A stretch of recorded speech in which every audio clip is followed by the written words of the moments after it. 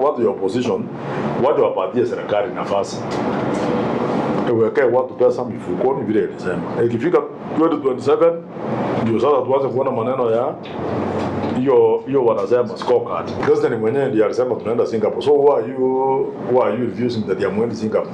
Usimpatie mpaka ifika wakati hiyo asipofika tukuulize Singapore mdosi ulikuwa unasema ni gani. Lakini sasa mtu sasa hivi anasema I have 1 year to take to Singapore. Let me go back to the history of Bwana Matiangi. You know, Matiangi was a less person who was not known up to the time when he was appointed the Minister for ICT. Yes. I don't know whether you remember. William Ruto alipata kule ile yote alipata ni wakati jilibega yako nimbia kuna. He got more numbers from Central. Numbers ile tunahesabu namna hii. He got more people in Central voted for him, yet it's not a Kikuyu. Hii maneno ya watu kusema ati Wakisii ni wajaje, adili kesi wacha nikuambie. Wakisii si wajaje vile watu wengi wanafikiria. Kisi ya Nyamira unaweza fikiria ni hapo peka yake. Hapa Nakuru mimi ni Mkisii. Why am I not counted as a Kisii?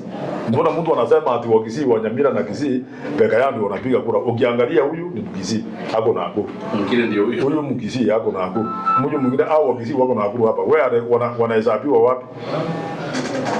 Why are we counting Kisii na Nyamira? Sisi Wakisii ni watu tuko kwa kila mahali. Ukikuja Nakuru hapa you have a sizable number. Ukienda Nairobi ni wengi. Enda mahali inaitwa Rongai. Ni wengi. So let's wait.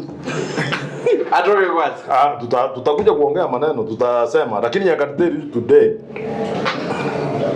Nitakwambia leo. Tukiendelea hivi tunataka kuendelea. Tutasema nini? Naona tutasema.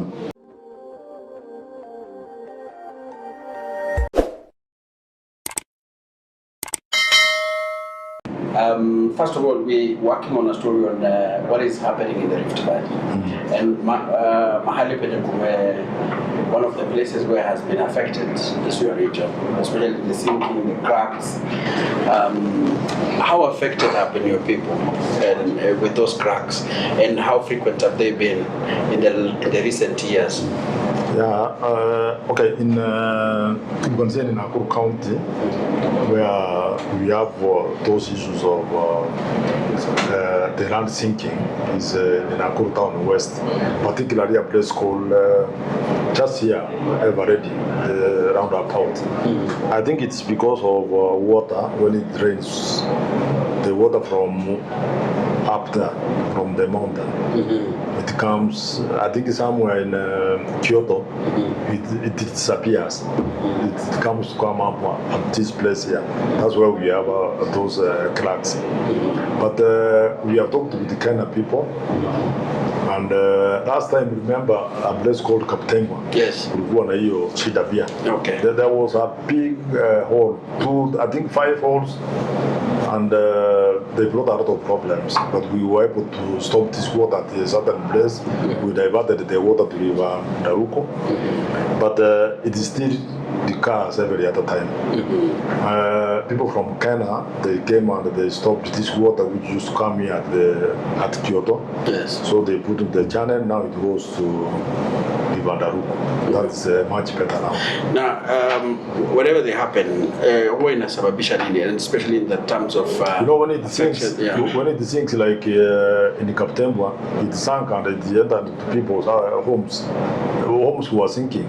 It was something which was terrible. Actually, when we were there, it started sinking. We had to run away to the county commission and the government officials. Where we were, it sank.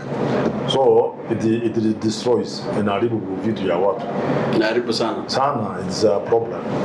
But I hope that with the intervention from the national government through the disaster management team, I think they have been able now to contain.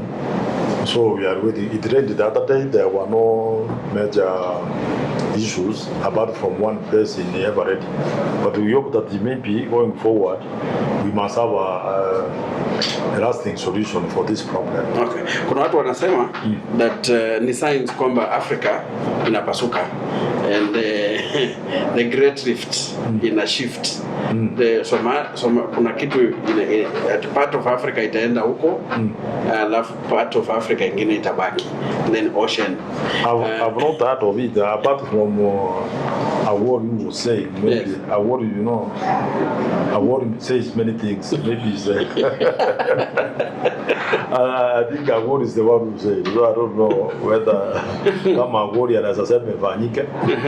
Akulizia hapa juzi iko watu nasikia walikuwa vigweta na wakatembea, ile mmoja anaitwa Makalina. I don't know whether we can find him, atuambie anatembea wapi. Ndio Makalina ile kumema. No, kama yeye anasema kama wodi anasema we can't go to what the people say. I think this one I know the problem. Ile maji yote natoka baada juu. Hakuna mahali ilikuwa inapitia, ilikuwa inaenda chini, inaingia chini na kuja kutoka hapa. So ikitoka hapo unajua lazima. So from the time to stopisha hiyo maji huko juu, the place is okay. I think those are just stories. Does it limit the number or the type of, for example, construction, the type of development? Of course, like now, people who build around this area already, they must be very careful. Because supposing hii maji tena ikiingia na wewe umejenga kuja chini, nyumba yake itaenda chini. We have told the people not to approve. We have told the county government not to approve any buildings around this area until that time when we have known exactly what is happening, how deep this water is. Unless we contain that water, even you go around the Baringo Road near Kyoto, you can see we have done very good drainages, and that's water we have diverted. Sasa inakuja inaingia hapa, inaenda chini. But we need to do more. Well, and even before people start building, yes, we must really know that where you are building, hiyo mahali iwezi kuleta shida. Na naona maji ya lake vile inakuja. Does it also pose a threat? Yeah, of course, if you go to that Paruti area, all people were moved from there. And the good thing is the government has agreed to compensate them. Actually, and the process, as we talk today, I think all of those people were displaced from that place by that water which was rising from the Nakuru to people's farms. They are going to be compensated. We have done everything. It's only that when we finished, we thought it would reach somewhere. Then we said we compensated these people. Then the water went ahead from where we had said. We are still getting another 20 people, but almost I think almost 300 families. They are going to be relocated. Actually, not relocated, but they are going to be compensated by the government. And we have done everything. Each person will get that much money. Then they will just move. We want to thank the government because they have taken that step. The county commissioner, myself, the governor, we have been on it. We saw the president himself, and the president gave authority that those people should be compensated by being given money. So, if your land is 1 acre, you will be given equivalent of what that land costs. Okay. You want to get the land elsewhere. So those people, I think they moved out, and some not even in depression. People were depressed, but when they have been paid now, I think they are okay. Okay, shifting a little bit. We have come when unapeana bursary to the beneficiaries from CTF. But kumekuwa na some challenges, and especially with the new system, people who are now joining senior school. I don't know if it's also affecting you people, and especially those who are involved in helping parents have their kids in school. I think I can say Nakuru Town West, we I'm not complaining, because if you can go down there and check the list of beneficiaries, you can see that they've been taken to very good schools, and yet the students who are in public schools, you can see their alliance. I think this system is it favored Nakuru Town West, I can say. Okay. So because it's favored Nakuru Town West, You cannot complain. I cannot complain. Watu wanasema mtoto alisoma alipata high marks na amepelekwa shule Makueni that is not even known.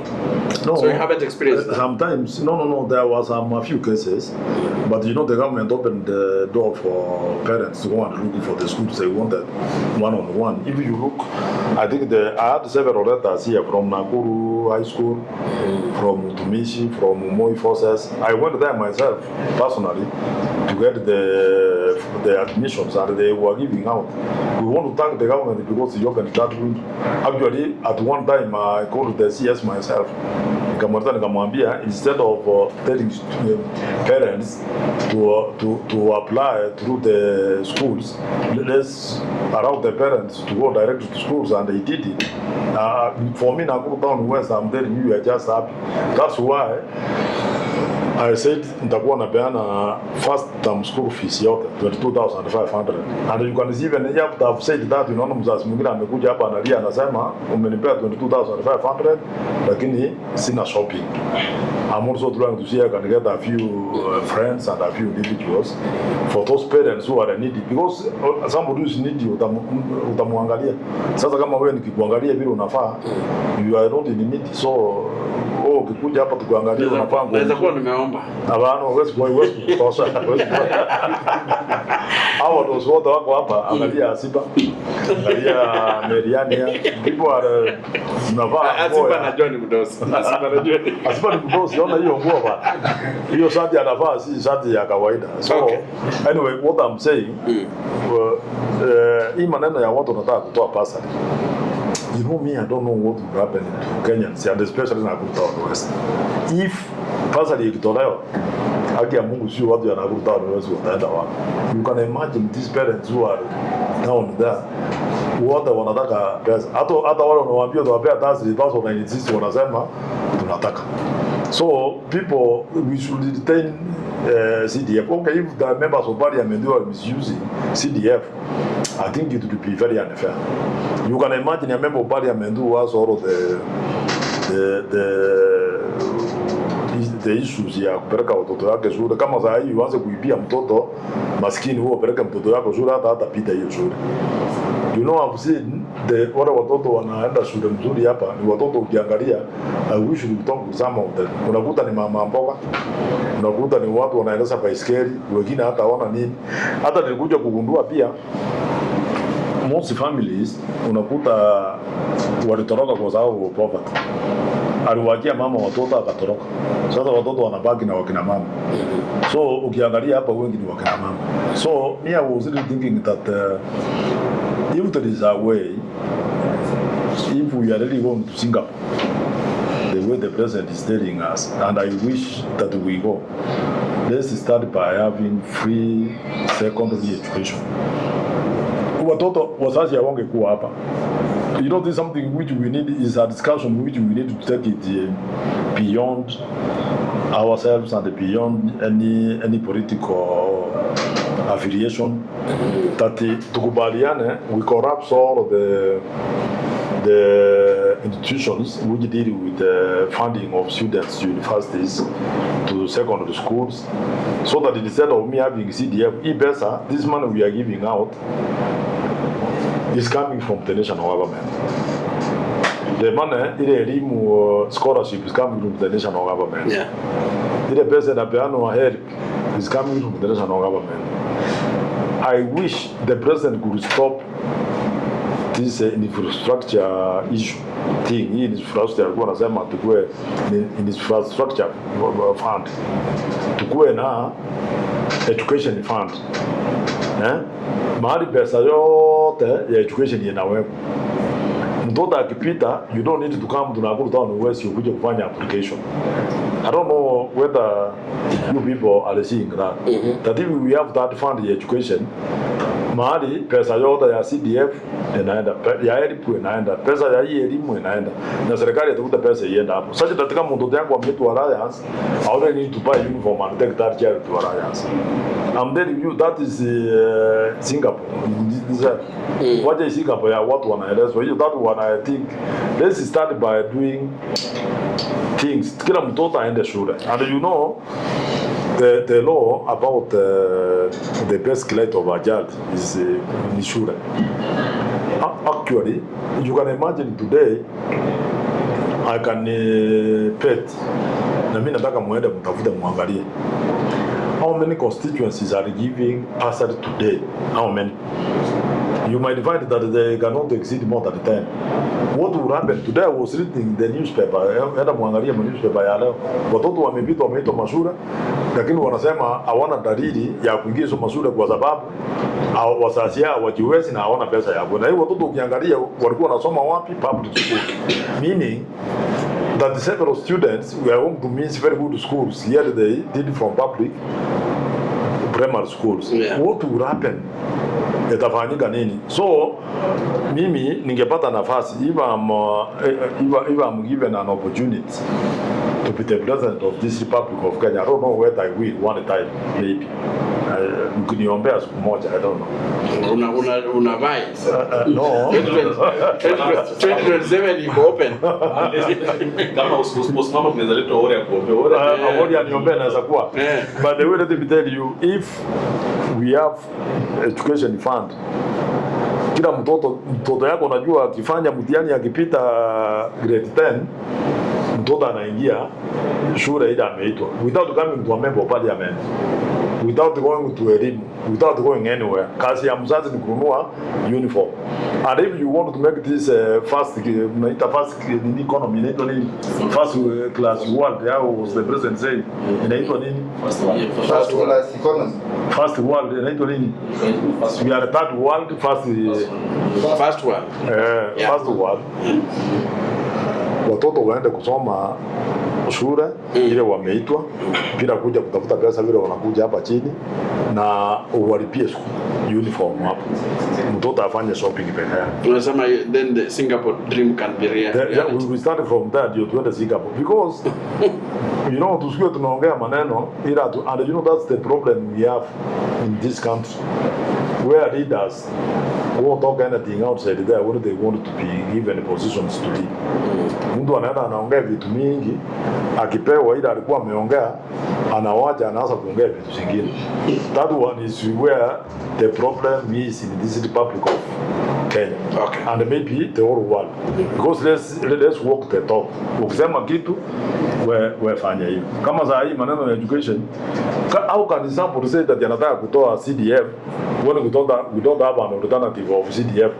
Honestly, it is not working up. Even if there is no law, I think even the judges who are doing cases, the judges who are supposed to give this ruling, they are seeing what is happening there. And I want to thank Citizen TV because every time I give pastor like this one, they come to cover. So that if those judges who are giving the judgment, they can even see what I'm doing here and say, Nakuru West at least imejaribu kufanya tusipoteze hiyo wazazi. You will see those parents who are talking down that. What can they do? If you didn't realize, those two ladies are widows. Okay, I don't know them personally, but I don't know whether you people, you could see when they were talking that tears were coming out. Yet anataka kulia, mzazi anataka kulia, yet mtoto yake amesomeshwa na CDF mpaka amemaliza form 4, ameitwa university, lakini anataka kulia pale chini. Ukiangalia mzazi mwingine mtoto yake si single mother, maybe she's a widow. Unaona anataka kulia kwa sababu mtoto yake amepewa 22,500, ameitwa kwa propita, hata akasema mheshimiwa atarudi kuongeleza kando. Umesikia vile anasema? Meaning hii mzazi hata anasema anaenda kutafuta fare. Yani as we talk now, she's trying to get the fare 1,000 shillings. Mtoto ataenda wapi? ataenda shule. Nimempea 22,500. What about when ana mtu amempea kila kitu? That's why people even get depressed and even commit suicide. So can we start by creating an educational fund? Not this ingine, tuwache ingine tuweke hii kwanza. Ile na affect watu ni watoto. So that ndio waendelee. Na watu ya citizen nataka kuwashukuru sana because every time, you know, I am seeing several calls here. And I'm sure these people are calling me because they have seen us talk down there. Na iko watu wengine anaongea pale kama ile mzazi uliongea, utaona mtu atasema mheshimiwa waje nitumie 10,000 waniongezee kwa hiyo mzazi ameongea hapo. What about wale wengine hawajaonekana hapo? There are several of them. I want you to go and interview all of these people here. Ukienda pale chini unaeleza wazazi, I've explained parents this morning. Unaeleza mzazi mpaka anarudi tena kueleza, anasema nimepata check ya 22,000 lakini mheshimiwa sina shopping. Ukimfukuza unamfukuza anaenda tena anarudi na hiyo check hapo. So nataka kuambia pia my colleagues, members of parliament, nataka kuambia, to be very honest, they should go back to their constituencies and assist the students who have been admitted to good schools. I feel it. I put myself in the shoes of those parents who want to read the nation today under the standard. You could unasoma mpaka, actually I was even trying to see whether I can even go to some of those numbers. I get my own money to make sure that those kids go to the right school. But I also ask myself, we have members of parliament from constituencies where these kids are coming from, and we have CDF. Those are the people who are making members of parliament look bad because they are not there to assist the people who elected them. We want to know why these students who are in the streets crying that they cannot join the schools of their choice, yet they have members of parliament. What are the members of parliament doing? I've received several calls from my home, Nyamira, from my home, Kisii. Wananieleza wanasema hatujaona waheshimiwa wetu watusaidie vile wewe unasaidia watu hapo. Yet this man I'm giving here is in every constituency. Yeah. So I think especially from Nyamira and Kisii, I would like those members of parliament who are in Nairobi. We are in recess, and when you are in recess, you are supposed to be in your constituency. I'm not seeing yet the members of parliament who are in their constituencies. Let them go back to their constituencies and address issues, and especially if you go and check in the newspapers today, kids who are crying there. In fact, this is very, very sad for me. The government has done its work by giving money from the national government, the treasury, to the constituencies. Then, in the constituencies, those kids are in the newspaper saying they don't know how to be assisted. How can it be like that? Yet we have the money. So those are the people who are making constituencies development fund to be CDF to be abolished. Because if, for example, I'm a judge, or you are a judge today who is here in the case of CDF, where people have gone to court, then you read a newspaper that there are members of parliament whose constituencies students are crying that they have not gone to school. What would you make out of it? You would say the money is being misused. Yeah. But if at the same time you come to Nakuru town west, who I'm here very busy trying to see whether these students will go back. So mkienda mkiweka watu wataona waseme not all. And in the future maybe we can take the law and say his constituents to say what it wants. Even Nakuru Town West, the constituents wants CDF kwa sababu inawasaidia ikuje. Kama wanaangalia unaona constituent, if you can see the number of applicants from constituents as far as from Mombasa, as far as from Kisii and Nyamira. So those members who have not gone home, when you are in recess, I think recess is to me it's like it's not properly defined what you are supposed to do when you are in recess. For some of us who have been parliament for some time now, recess you are supposed to be in your constituents and deal with these issues ya watoto wanalia kwa streets. So I'm urging members of parliament, kama mtoto yako ameonekana kwa gazeti leo, go back to the constituents and waende utafute hiyo mtoto mpeleke shule. Tunaona aibu kubwa sana wakati tumechaguliwa, lakini watoto bado wanalia huko, wanaenda kwa magazeti, wanaenda wapi? So hata mimi nataka nyinyi watu wa magazeti mpite in Nakuru town west when you have time bwana asema. See whether there are students who are going to come here to apply for bursary. Wakianza kulia waambie wakuja hapa tuwapate pesa waende wasome. Na hiyo ndio watu wanatakikana wafanye namna hiyo. Okay. Bado uko Jubilee. Ruling but sisi tunaenda kuunda serikali. 2027 serikali ni yetu. Tunaenda kuunda mdosi. Unajui Matiangi ndio presidential candidate. Sisi tunaenda kuunda hii serikali. So mko opposition ama mko kwa united opposition ama mko kwa united? Of course we are in united opposition. Hapo unajua watu wengi ni kama hawajaelewa nini au people PF. Kura mjuna ameshinda, lazima mfanye kazi na yeye. Kama sasa hivi William alishinda, tunafanya kazi na yeye. And we are not doing any work beyond 2027. It's up to 2027. After that, kila mtu ataenda. Hata William mwenyewe yukanisia ametafuta ODM. Ama mnyi amjaona. Yeye watu ya president ya moni yake kuandikwa juzi ati they are imagine. What are they imagine yet they were not in the same camp in 2022. Yeah. Sasa kila watu sasa hivi wanatafuta wale wataenda pamoja sisi kama watu ya Jubilee. And you know there's no way you cannot work with the government of the day because the president is William Ruto up to 2027. Tuende juu turudi tuende wapi, yeye ndio president up to 2027. Then thereafter we will start forming alliances. And who told you that even Jubilee can form an alliance with UDA na ODM nini tuweke mtu hapo?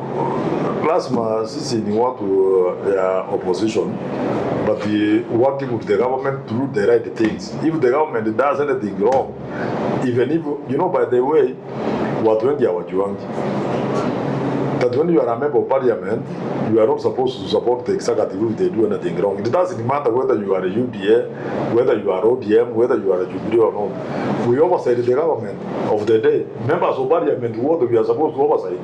If I was in UDA, today serikali yekuwe charete pesa ya basari hapa, nitaikosoa, tasema hakuna pesa imefika. Members of parliament, all of the 290 constituencies, we are supposed to put the government of the day on toes so that they can do the right thing because we represent them. So nikiongea kitu watu wasianze kusema ati Arama na mimi can never be better. Kama saa hii pesa ya asili yetu ilifika, naambia President William Ruto hapo ni sawa, pesa imefika, ndio naona anapeana watu hapo. Lakini tunaangalia hii timu inaitwa United Opposition.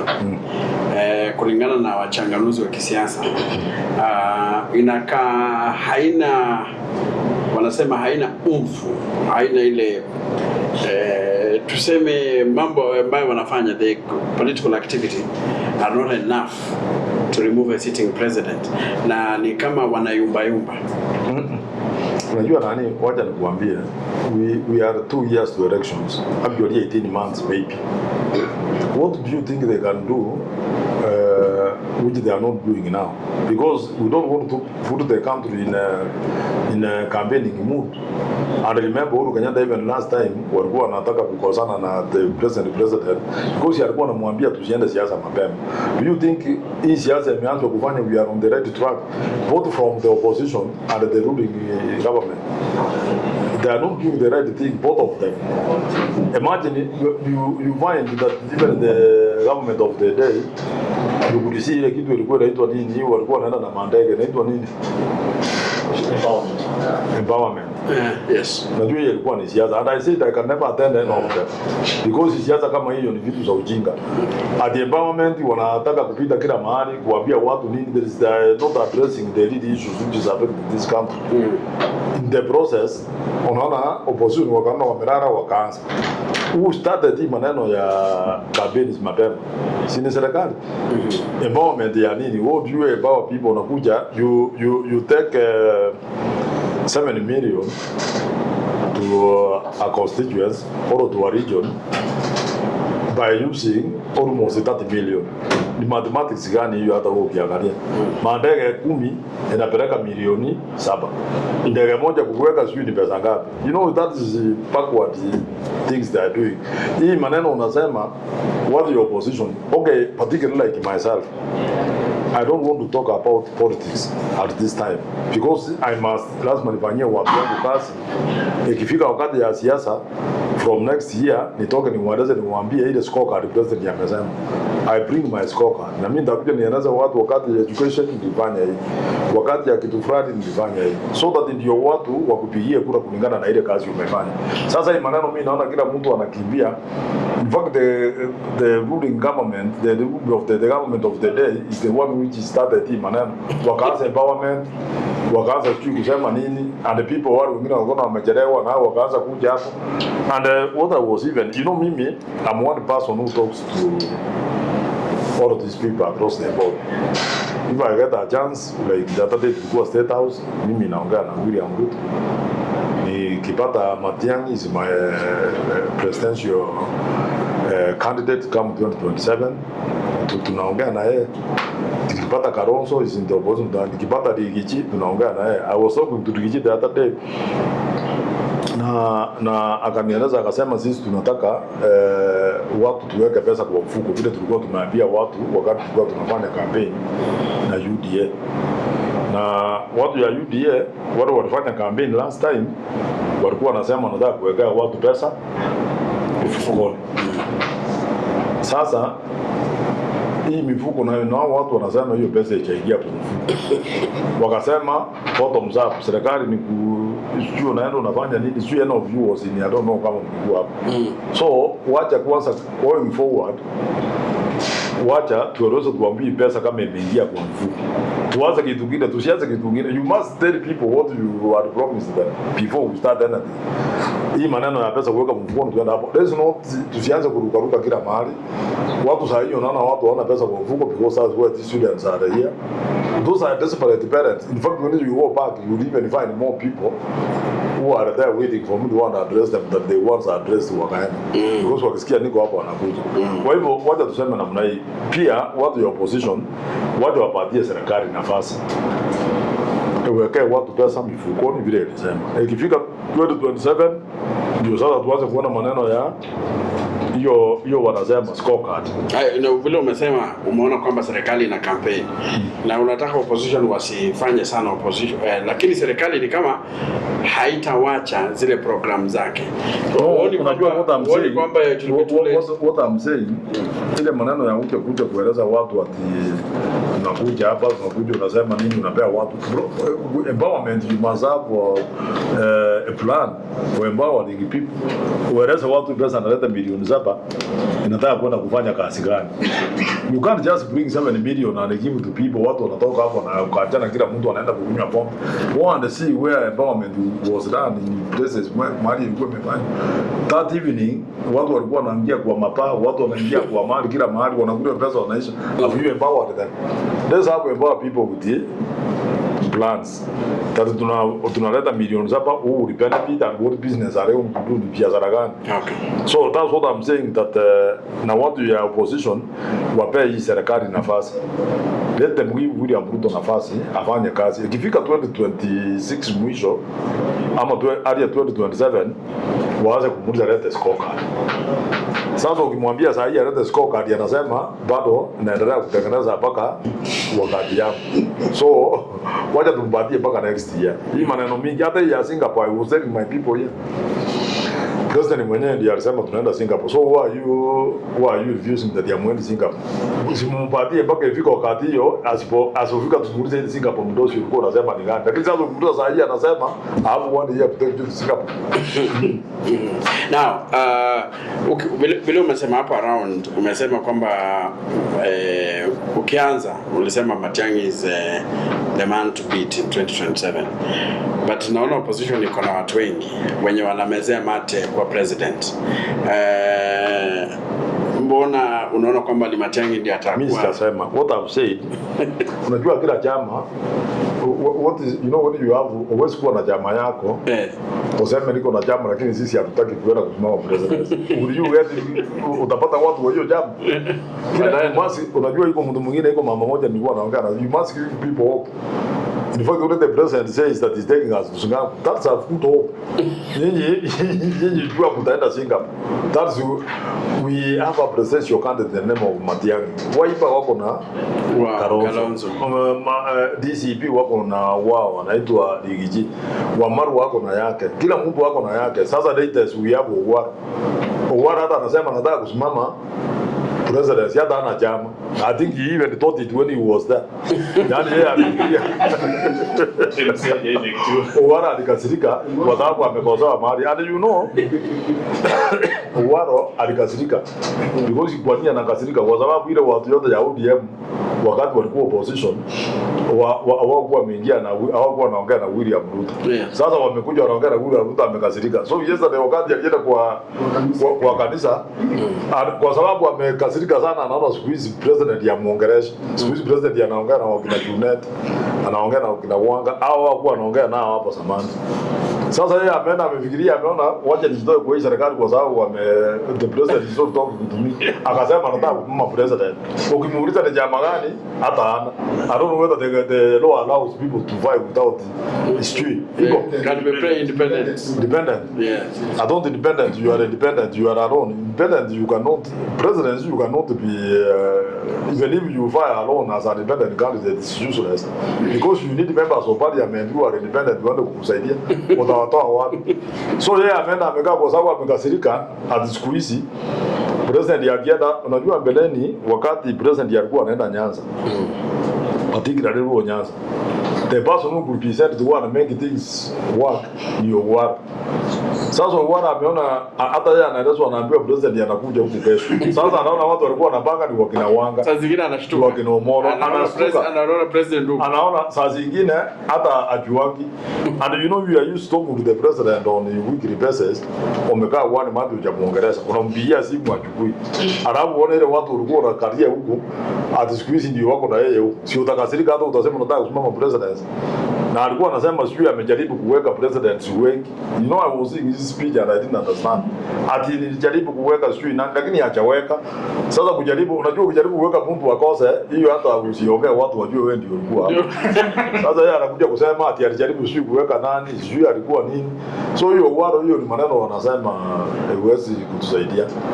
So as we wind up, vile umesema na nauliza tu kuhusiana na hiyo presidential candidates wa opposition. You're talking about Matiangi. Why do you think Matiangi is the best suited man to be the president of Kenya?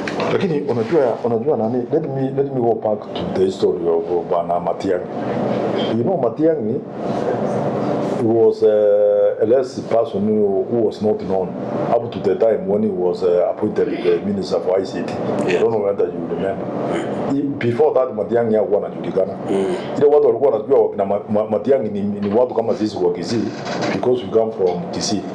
And you know yeye alikuwa ile Ford ile ya Nyajae. Ilikuwa inaitwa Ford people. Yeye ndiye alikuwa CEO. Nyajae alikuwa amemwandika hapa. Then later when I entered the parliament, just before that parliament, that time I was told Matiangi alikuwa anafanya na Suni. Suni is an organization that sponsors members of parliament they teach members of parliament about many things. So Matiangi akawekwa ICT. That's the time watu walianza kusikia niko mkisia amepewa minister anaitwa Matiangi. And you people, you are of the press, you want your press mnajua what he did about digital. Wakati alikuwa anasema mtoke analog to digital, mkaleta shida sana, mkasema iwezekani akastand his food. Na siku hizi what you are enjoying is because of his food. Si ndio? Si ni kweli? Si maneno mzuri kwa sababu yake. Kama angekalia chini, so Wakenya wakaanza kumjua. Then he was taken from there, akaweka Minister of Education. And you could see in education, that's why I could even see him making a lot of noise yesterday. Because wakati ya education, wakati ya Matiangi, he reformed it. If yote inafanywa hapa, up to last year, mtihani ilikuwa imetolewa. For the first time, tulianza kuona mtihani inatolewa just before Christmas. Mtu akienda Christmas, unajua mtoto wake ametolewa na ameitwa shule fulani. There were no issues kama hiyo unaona hapa. So Matiangi akafanya mzuri sana in education sector. And you know, that man is amazing. By the way, I can say he's my mentor. What I'm doing here, like I wanted to give bursary just before the Christmas. If the letters had come out, hatungekuwa hapa. Kila mzazi angeenda nyumbani kama hapo na hii cheki ya 22,500. Mimi nafuata footsteps za Matiangi the way he used to do it, and because he's my party, we come from the same area. I used to ask him, you know, I used to be a mess the way he used to do things.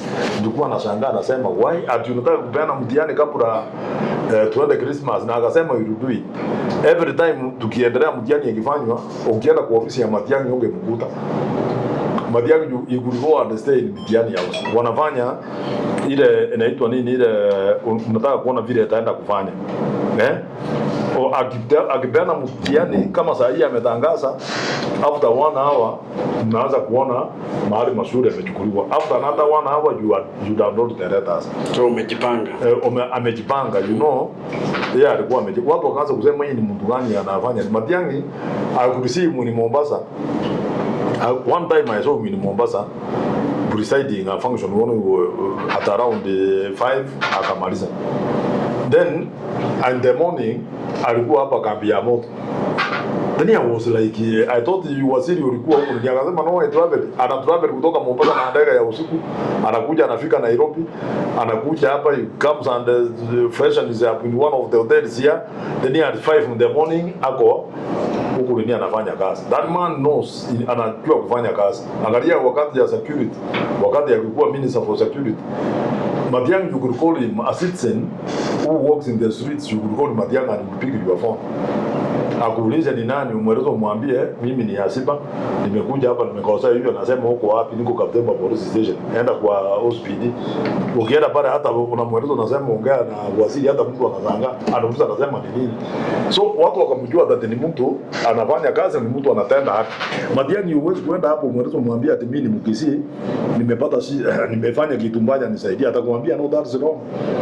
He is a no nonsense person, and we are following his footsteps. Sasa wakati yeye iliisha, yeye akaenda akaandikwa World Bank, alikuwa New York, and precisely he was in one of the tallest building World Bank mahali. I think he was in 7 something floors. Mahali alikuwa na ofisi yake, kuna ofisi kama hii yote ni ofisi ya Matiangi. Hii nyumba yote unaona hapa, lakini bila Amerika wanaweka vile. But Wakenya walileta shida, wakasema Matiangi kuja Kenya ukuje usimame kura. Matiangi alijaribu kukataa, lakini watu wakaleta shida, they went to the streets demanding to come. So Matiangi si yeye anajileta, na si Wakisii wanamleta, na si Arama anamleta, na watu wasione vibaya nikisema.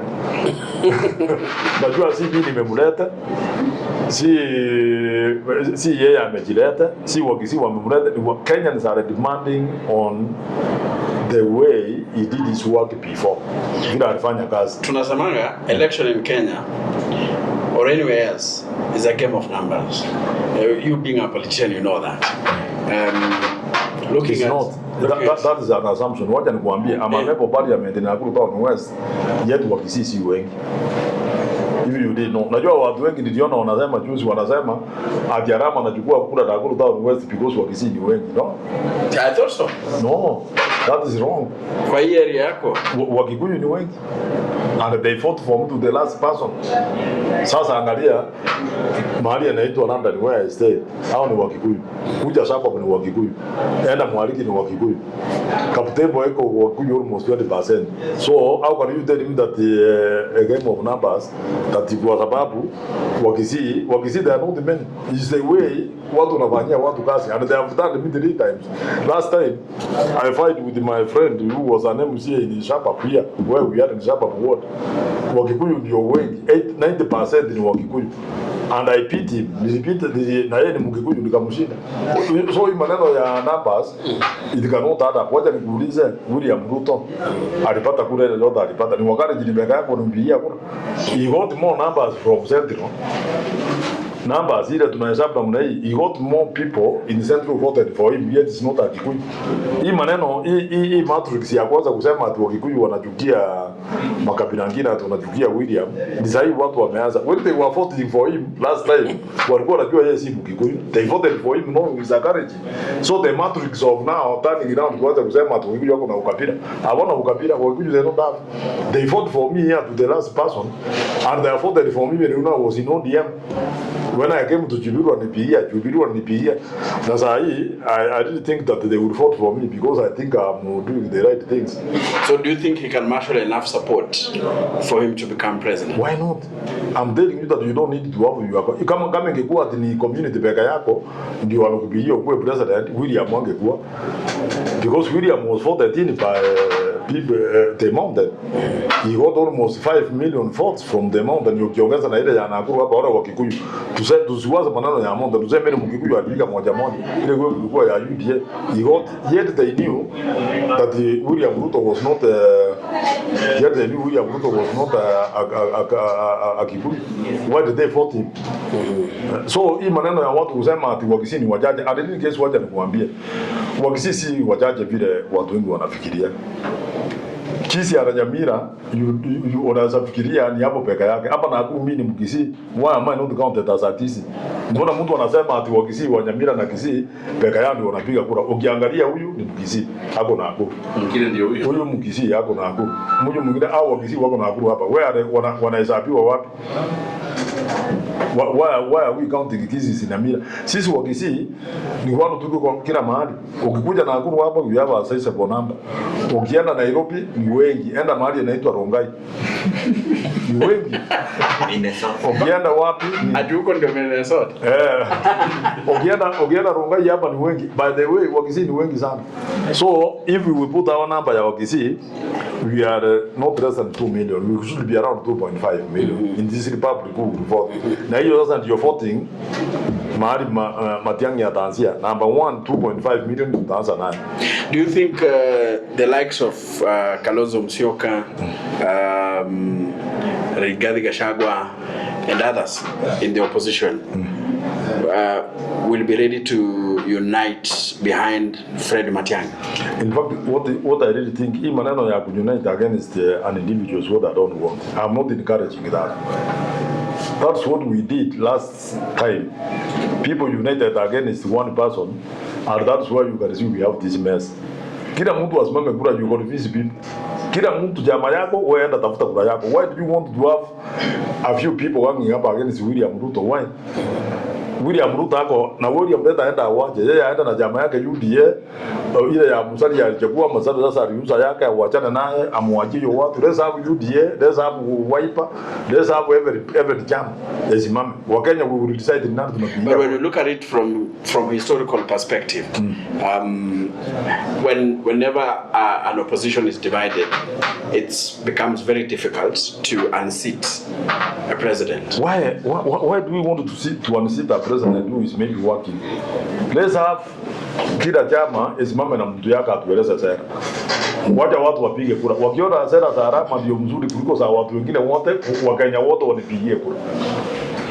Hii maneno ya kusema ati nikuite, niite Meriani, niite nani, niite huyu, ati tuungane pamoja, tuende kutoa mtu fulani, that thing I think I don't support it. Kuhubiri sisi tunataka kuenda mbele mpaka mwisho. Tuambie watu sera zetu, wapigie Matiangi kura. Wacha UPA, Wiper iende namna hiyo. Wacha DCP naye iende namna hiyo. Kila mtu aende. Hii maneno ya kuungana hiyo ndio imeleta shida Kenya hii. Kwa sababu unakuta mtu analeta kabila ndogo anaungana na kabila kubwa anachukua, akifika pale inashindikana. And then you know now I'm not even understanding why we are fighting that we must remove some. Wacha mtu aende pale aende aeleze wa Kenya hii serikali imekosea nini. That's why tunataka kufanya nini? Tunataka kuitoa. Na mimi sera zangu ni hizi. Hii maneno ya kuleta makabila mingi na majama mingi, tunatoa tunaweka mtu hiyo ndiye inaharibu Kenya. Let's have ukabila kuisha Kenya. One, wacha niwaulize hata nyinyi. President wa Kenya wa kwanza alikuwa anaitwa Jomo Kenyatta. Aliongoza miaka ngapi? 14, 15. Aliongoza 15. hakupata shida kubwa kwa sababu it chance that time akitaka kufanya kitu anafukuza mpepero. Tuseme kama anataka kuchukua shamba anaenda anafukuza mzungu. And you know Kenya tulipigia because watasema mzungu amefanya nini? Amefukuza mzungu. Yes. Akaongoza 15 years without any problem. Because people were not seeing akifukuza mzungu wao wanaona kama hako na shida. Yeah. Then from there Moi akaingia. Wakati Moi sasa aliingia, hapo ndio shida ilianza kutokea kidogo kidogo. Akienda pale akitaka kuchukua kitu unakuta anafukuza Mkikuyu. Anafukuza kabila. So watu wakaanza kusema mtu anafukuza, lakini akaongoza 24 years. Na wakati hiyo there was no democracy. Ndio naona watu wengine wanasema tusirudi kwa ile maneno ya Moi. If you ask anybody in the streets here, atakwambia hii maneno ya Moi hataki kurudi hapa. Because Moi ungeoppose Moi unatumiwa NSIS usiku. Unakuja unapotea. Na watu hata waongee. So watu wakuja wale watu wachache walikaa kama wakina Raila. That's why some of us sympathize with Raila because wakina Raila mathematic democracy. Raila aliwekwa jela mara ngapi? Raila actually most of the time he was not in his house. Hata siku moja alijifanya yeye ni father, akaenda kuonga, akaenda akaingia, akaenda wapi. You know it was a problem kutoa ile shida ya Moi alifanyia wa Kenya mpaka tukuje kukua na hii democracy. Hiyo ni Moi. So you can see Moi, sasa Moi alitoka, Kibaki akakuja. Wakati Kibaki alikuja, Kibaki hakukuwa na maneno mingi. Kibaki alikuwa ni mtu ya kukaa na kufanya kazi. Na akafanya kabisa. You can look the economy of Kibaki ndio alianza kurudisha. Who brought these problems we are in now here? Ni mtu anaitwa Moi because when he was taking over as the president of the republic, we had different vibrant organizations, KFN, ADC, all of those, tulikuwa na KCC, KCC hapo tunayajamuka. In fact they were paying us 4 months. I'm a farm of cows. Walikuwa wanatulipa after 4 months. Yani akaanguza karibu kila kitu. Mashamba hiyo yote unaona hapa Ngata. Unaona hii Ngata hiyo yote Ngata. Hii ilikuwa ni ADC. Ukienda wapi ni nini? Akakuja akaanza kupatia watu vitu, akaharibu uchumi. We went back to zero. Kibaki alikuja akaileta juu kidogo. Then from there we had Uhuru Kenyatta. He also tried. Akaenda akakuta, unakuta saa zingine sasa unakuta ile maneno ni kupigana, unakuja akipata kitu atataka kufanya hii. So from there we have had now the president. Sasa nyinyi nataka mtuambie vile iko. Mimi naangalia hiyo yake itakuja kusema Zaira ametoka. Kama amefanya mzuri. Mbona usiseme Zaira yakatatu kwa. Sasa umefanya umechunguza. I'm sure bana sasa ni story tunaendelea kuweka. Unajua mimi wanganaandika kama hiyo nakuambia. Tazade nilikuwa naandika ya Jomo Kenyatta. Nikaandika ya Moi alirudi for 24 hours. For 24 years. And do you know why people change it? Because I'm out to 10 years.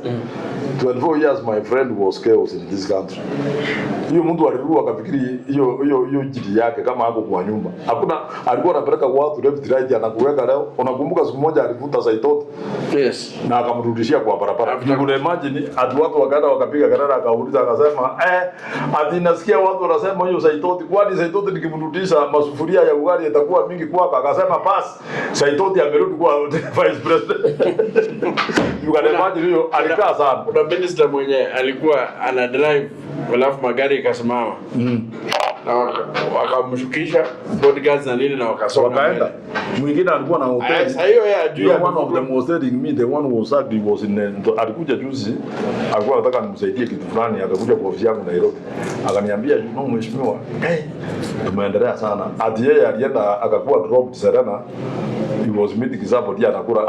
Unajua hakuwa na ready. Ilikuwa saa 7. Yes. So when he was going out, kila mtu alikuwa anamwangalia curious, anashinda anasema ni nini anauza, anasema ni tu gari, anasema gari kuja hapa akaambia mheshimiwa utasikia wametangaza wewe. Andra basi yako imechukuliwa na mwingine anauliza anasema nini. You know that man was almost dying. Akaniambia he walked from there kwenda Punge akapita katikati kwa barabara. So Moi ndiye aliharibu hii mara ya kwanza na mara ya pili. Sasa wacha tuone nani anaharibu. Tutasema kama mtu ametoka.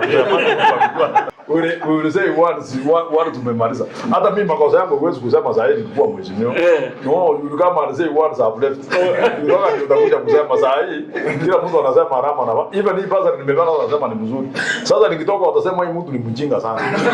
Hata alikuwa anapeana pasa hapo nakuja anasema nini. So let's wait. Atoke kwanza. Tutakuja kuongea maneno tutasema, lakini I can tell you today, nitakwambia leo tukiendelea hivi tunataka kuendelea Tutasema nini? naona tutasana. Sing about when? Because now let me ask you, when you find the way people are behaving outside here, you me, I'm one person who is always with the people. If you come to my house on Saturday or Sunday, iko watu wanakuja kunywa chai hapa. Unajua ni watu gani? Wanatembea as far as from Kaptembo. Imagine mtu anatoka Kaptembo anapanda na mguu akuja kunywa chai na arudi kwake. Na wengine anashika hata mtoto anakuja na bibi yake na watoto wanakuja kunywa chai, wanaenda hata waniongelesha. And you know I look at them nasema hapa iko shida. We must look for a way ya kuambia Wakenya, tusaidie Wakenya so that we do the right things. But at the moment I think iko shida kidogo. Waja, let's be ourselves and say there's a problem. Na hii shida kuitatua lazima tuambiane ukweli. Hii pesa iko kwa mfuko ya watu wachache sana. And you know it's very dangerous when you have money and others don't have. Itafika wakati nani, wacha nikuambie, unaenda unaweka gari kama hii kubwa yangu hapa nje, nikitoka kwa hiyo ofisi nakuta watu wako na views wanasema tupe yetu ama tukue, because wamefika the last. Hata kama unawao ama unafanya nini, ama unaenda kwako unasema you must, ukiendesha gari yako hapo unasimamishwa kwa barabara, watu wanakuambia tupe pesa, wewe huko na pesa kwa sababu una gari, wanakunyang'anya. That's where we are on, that's where we are heading. So let's see as a country where we are not doing well. Okay. We address the issues. Okay. You know what Gachagua is saying, people are what Gachagua anasema nini? I'm supporting Gachagua in this sense. Let's have at least a percentage, certain percentage of because hata hii alliance si Wakikuyu walijenga, by the way, ilijengwa na wazungu. So wazungu wako kwa Kisii, tutatoa alliance wapi? Wazungu wako kwa Kisii walikuwa huku Kikuyu. But what he's saying is very simple, that the community must get at least mandatory, lazima ipata hata 30%. That one I'm with him. Lazima. Because even wakati nilikuwa naenda kutafuta shule hapa Nakuru hai, I told that teacher na akanielewa, nikamwambia these are the students but I'm sponsoring them, so tupe nafasi, na akanipatia. I went to Nakuru girls the same. So kama tunasema alliance, usema ati mtoto ametoka amepita mzuri sana, hako na marks ya kuingia alliance, amepelekwa Kisii. Honestly, is it making sense to anybody who is saying that Gachagua is not saying the right thing? We are supporting Gachagua that Gachagua hajasema ati alliance iweke watoto ya Kikuyu wote wapelekwe hapo.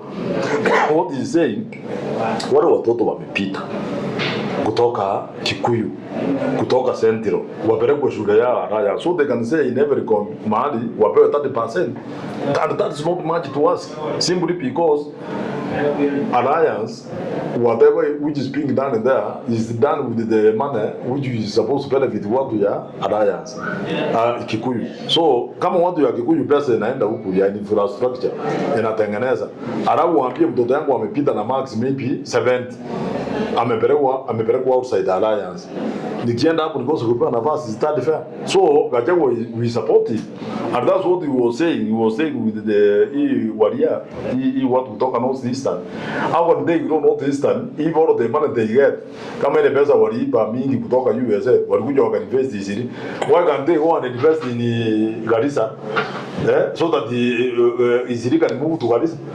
That's what he's saying. Unajua Rigiji, I'm supporting him 100%, and I will always do when he's saying the right thing. This is the right thing he has said, and we must support him. Kutueleza kama saa hii Nakuru boys has admitted several students from Nakuru town, West and East and nani. So tunasema hiyo ni mzuri because the students come from around this area. Actually, ile umesema Minnesota, the worst thing that I've seen is people stealing from the counties. Wanakuja ku-invest in Nairobi. Yeah, you can like you go steal in a county in Turkana.